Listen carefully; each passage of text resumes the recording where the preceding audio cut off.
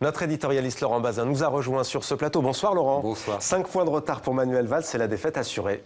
Oh, vous y allez fort. On va lui laisser la chance de jouer l'entre-deux tours, mais vous avez raison, on n'est pas loin de ça. Pourquoi ? Parce qu'en politique, il y a deux choses qui comptent une fois qu'un premier tour a été joué. Il y a l'arithmétique et il y a la dynamique.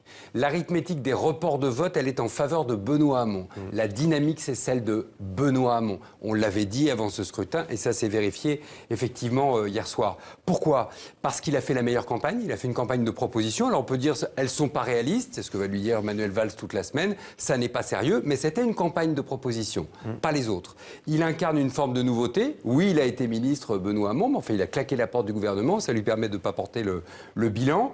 Et puis il incarne une gauche frondeuse, intransigeante, qui sans doute est beaucoup plus dans l'air du temps que celle qu'incarne Manuel Valls. C'est pas un hasard si Benoît Hamon cite Corbyn ou Podemos, par exemple, hier soir. Vous voyez, je préfère être, en gros, le message, être dans l'opposition avec mes idées plutôt qu'au pouvoir en faisant des compromis. Voilà la position de Benoît Hamon.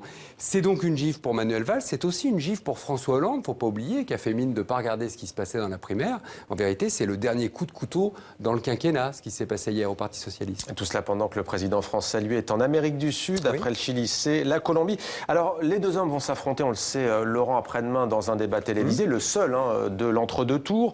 Et en attendant, il y a cette polémique incroyable sur la participation. On a perdu les bureaux de vote, oui. Quel enseignement tirez-vous pour le Parti socialiste ? Écoutez, ça a été effectivement l'autre grand sujet d'hier soir, parce que autant les scores des candidats étaient très nets, très vite, autant la participation, qui est théoriquement en politique la première chose qu'on a, c'est le premier chiffre qu'on a à donner, ça a été un grand flou. Et comme disait Martine Aubry en 2011, quand c'est flou, c'est qu'il y a un loup. Donc, il y a dû y avoir un loup. Hier soir, on nous a annoncé 2 millions, on l'entendait dans le reportage. On s'est réveillé avec 1,5 million. Entre-temps, il y a eu 1,3 million.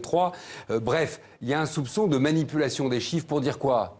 Pour dire que finalement, cette primaire, ce vote a été un succès et que le PS va pas si mal que ça. Je vais vous le dire tranquillement.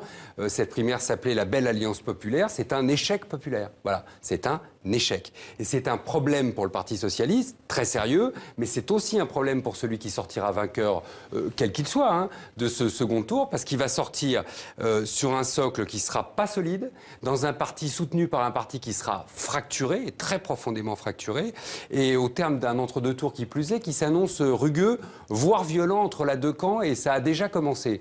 Donc la conclusion, je vous le disais un peu déjà la semaine dernière, c'est que le vrai vainqueur de la primaire, ce sera sans doute pas Benoît Hamon, sûrement pas le Parti socialiste, mais plutôt Jean-Luc Mélenchon à la gauche du PS et Emmanuel Macron à la droite du PS, vers qui un certain nombre de partisans de Manuel Valls risquent de se reporter si leur champion est éliminé. Emmanuel Macron qui est ce soir à Beyrouth au Liban. Merci Laurent.